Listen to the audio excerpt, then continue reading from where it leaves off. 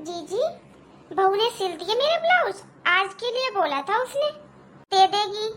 हाँ हाँ, तुम बैठो, मैं बुलाती हूँ उसे। पूजा, पूजा बहू। हाँ माँ जी। बहू, चाची जी ब्लाउज लेने आई हैं, सिल दिया क्या तूने? चाची जी प्रणाम।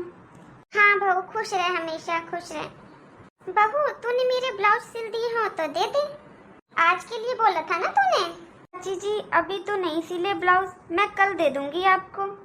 चाची जी, मैंने सारे ब्लाउजों की कटिंग कर दी है, आज रात को सिल दूंगी सारे। अरे तेरे पास टाइम नहीं था तो तू पहले बता देती, मैं किसी और से सिलवा लेती। कल तो हमें शादी में जाना है, कल की ट्रेन है हमारी, पैकिंग तो आज ही करूंगी ना। जब मैं तुझे पैसे देकर गई थी एडवांस, तभी बोल देती तू। तेरे पास टाइम नहीं है, मैं तेरे भरोसे तो नहीं रहती ना। अब तो रात रात में कैसे सिलेगी सारे ब्लाउज? ऐसे ही उल्टे सीधे सिल देगी उनको। बहू, जब तेरा मन नहीं होता कपड़े सिलने का तो तू ले लेके क्यों रख लेती है? चाची जी, आज मैं रात को आपके सारे ब्लाउज सिल दूंगी और कल मैं आपको सुबह सुबह टाइम पर दे दूंगी। अब और कोई रास्ता भी तो नहीं है ना, तूने तो काट पीट कर डाल दिए हैं कपड़े, नहीं तो मैं तो कपड़े भी वापस ले जाती। अब जल्दबाजी के चक्कर में खराब मत कर देना मेरे ब्लाउज बस। ए कविता बहन, तू तो ऐसे कह रही है जैसे बहू ने तेरे कितने कपड़े खराब कर दिए हो। तो वो कह रही है तेरे को टाइम से पहले दे देगी वो। तू तो किसी की सुनी कहाँ रही है, सुनाई जा रही है बस। ऐसी बात है जीजी, मैंने तो ये सोचा था अपना घर है, अपनी बहू सिलाई करती है, इसलिए दूसरी जगह क्यों जाना। नहीं तो हर गली में टेलर बैठे हैं, किसी से भी सिलवा लो। और इतना तो मैंने सुनाया भी नहीं है। अगर ऐसा कोई और करता ना तो कम से कम 1000 बातें सुना कर आती उसे, और पैसे वापस लेती वो अलग। अरे तुम्हारी बहू को 2 बातें क्या बोल दी, तुम तो मेरे ऊपर ही चढ़ गई। एक तो चोरी, ऊपर से सीना चोरी।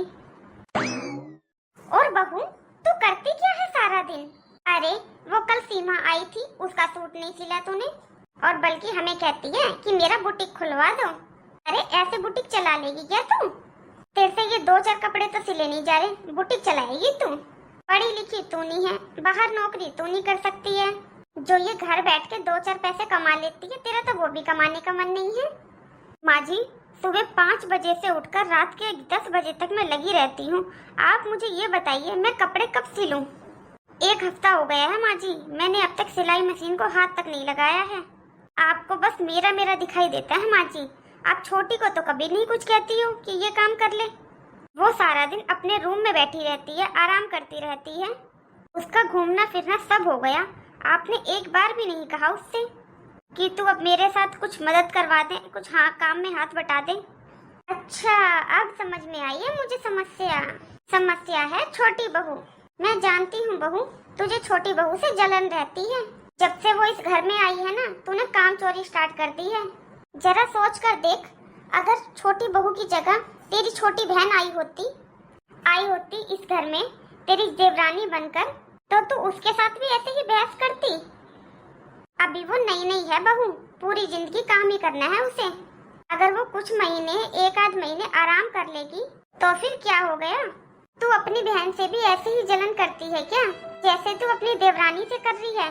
और हाँ, अगर तेरे पास टाइम नहीं है ना किसी की सिलाई कढ़ाई बुनाई करने का, तो आगे से कपड़े मत लेना, साफ मना कर देना। माँ जी तो छोटी को कुछ कहेगी नहीं, लगता है मुझे ही बात करनी पड़ेगी। माँ जी ने तो ये कहा था 1.25 महीने के बाद काम करेगी, फिर कहा घूम कर आ जाएगी, उसके बाद काम करवाएगी। अब तो ये घूम कर भी आ गई, तो इसको थोड़ी बहुत तो काम में मदद करवानी चाहिए ना।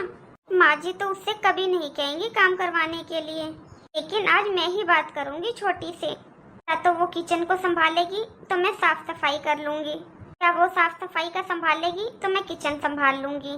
कितना काम हो जाता है घर में, साफ सफाई का, कपड़े लत्ते का, रोटी का, झाड़ू पोछा, लेकिन किसी को दिखाई नहीं देता। लेकिन माँ जी तो छोटी से कुछ कहती ही नहीं है। मैं अभी जाती हूँ, अभी बात करती हूँ छोटी से।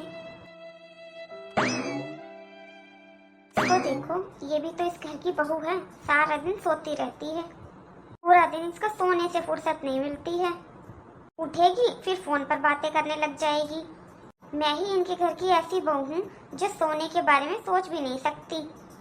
मैं भी तो आखिर इंसान हूँ, मुझे भी तो थकान होती है। देवरानी तो आराम से बिस्तर में सोए और जेठानी घर का सारा काम करे। जब मैं इस घर में नई नई बहू बनकर आई थी तब माँ जी ने मुझे पहले दिन ही बोल दिया था कि सुबह 5 बजे उठना है। घूमने भी नहीं जाने दिया कहीं। अरे दीदी आप, दीदी कुछ काम था क्या? अरे वाह छोटी, ये ब्लैंकेट तो बहुत गर्म है। हाँ दीदी, वैसे क्या काम था आपको? हाँ, मैं तो तुमसे कुछ बात करने आई थी लेकिन तुम तो सो रही थी। हाँ दीदी, आज आपने नाश्ता बहुत अच्छा बनाया था, मुझे तो खाते ही नींद आ गई, इसलिए मैं तो नाश्ता करके सीधा सो गई दीदी। वैसे आप बताओ दीदी, आप किस लिए आए थे? हाँ, मुझे तुमसे बात करनी थी छोटी। देखो, अब तुम्हारी शादी को पूरे 2-3 महीने हो गए हैं और तुम अब बाहर घूम भी आई हो। देखो छोटी, मेरे को सुबह सुबह बहुत काम होते हैं, तो तुम मेरी थोड़ी हेल्प करवा दिया करो। या तो तुम किचन का काम संभाल लिया करो या साफ सफाई का काम देख लिया करो। और मैं जानती हूँ तुम्हें सुबह सुबह जल्दी उठने की आदत नहीं है, तो ऐसा करा करो, तुम बाहर साफ सफाई कर लिया करो, मैं किचन को संभाल लिया करूँगी। दीदी, साफ सफाई से मतलब है आपका झाड़ू पोछा? दीदी प्लीज, मैं साफ सफाई का काम बिल्कुल नहीं कर सकती। अरे कोई बात नहीं, अगर तुम्हें सुबह सुबह साफ सफाई का काम नहीं करना तो तुम किचन संभाल लिया करो, मैं कर लूंगी साफ सफाई का काम, मेरी भी हेल्प हो जाएगी। दीदी, आप मेरे पास ये फालतू की बातें करने आए हो? साफ सफाई का काम घर के नौकरों का होता है, ना कि बहू का। अगर आपको हेल्प चाहिए ना भाभी, तो मैं आपकी इतनी हेल्प कर सकती हूँ कि मैं अपने रूम की साफ सफाई खुद कर लूंगी। आपको कोई जरूरत नहीं है मेरे रूम की साफ सफाई करने की।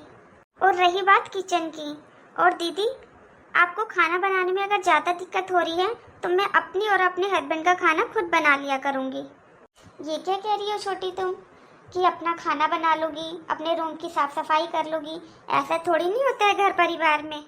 अगर तुम अपने रूम की सफाई करोगी तो बाहर कौन करेगा, और बाकी घर की सफाई कौन करेगा? ये घर भी तो सारा हमारा ही है ना। दीदी, मैं बस इतना ही कर सकती हूँ, इससे ज्यादा हेल्प नहीं कर सकती मैं आपकी। अरे मैंने ठेका ले रखा है क्या पूरे घर का? अगर आपसे काम नहीं हो रहा है तो आप मम्मी जी से कहो ना, वो एक काम वाली लगाएंगी। बस अब आप मुझे परेशान मत करना। काम वाली की बात कर रही हो तुम छोटी? तुम्हारे आने से पहले इस घर का सारा काम मैं करती थी छोटी, और वो भी अकेले। और हाँ छोटी, घर परिवार में ऐसा नहीं होता कि हमने अपना अपना काम कर लिया, अपना अपना खाना बना लिया। जब हम सब एक साथ रहते हैं तो एक साथ काम भी करना पड़ता है, और अपने घर का काम करने में कोई नौकर नहीं बन जाता। छोटी, मेरी शादी को पूरे 5 साल हो गए। ऐसे तो मैं भी 5 सालों से देवर जी के कपड़े धो रही थी, उन्हें खाना भी दे रही थी। देखो दीदी, मुझसे बहस मत करो। मेरी शादी से पहले इस घर में क्या होता था और क्या नहीं, इससे मुझे कोई फर्क नहीं पड़ता। मैं आपको बस ये कहना चाहती हूँ, मैं इससे ज़्यादा काम नहीं कर सकती और ना ही करूँगी, तो मेरे से कोई उम्मीद मत करना। मैं बस अपने रूम की सफाई कर सकती हूँ, और अगर आपसे खाना नहीं बनता है तो मैं अपने और अपने हस्बैंड के लिए खाना भी बना लूँगी। और दीदी, आप मेरी जेठानी हो तो जेठानी बनकर रहो, सास बनने की कोशिश मत करो। और मुझे क्या काम करना है क्या नहीं, ये मुझे मम्मी जी बताएंगी, क्योंकि वो हमारी सास लगती हैं, वो इस घर की बड़ी हैं, आप नहीं। दीदी, अभी आपने ही कहा है मेरी शादी से पहले इस घर का सारा काम आप करते थे, तो अब क्या हो गया दीदी? एक मेरा ही काम फालतू लग रहा है आपको? अगर मेरा काम इतना बढ़ गया है तो मैं अपना काम खुद कर लूँगी। मुझे इस घर में पूरे 5 साल हो गए सबके काम करते करते, मैं क्या नौकर थी इस घर की? आज तो मैं मम्मी जी से बात करके ही रहूँगी। अरे ये होती कौन है मुझे ऐसे ऑर्डर देने वाली? मैं तो ये समझती थी शरीफ है मेरी जेठानी, ये तो बहुत चालाक है। साफ सफाई, माय फुट।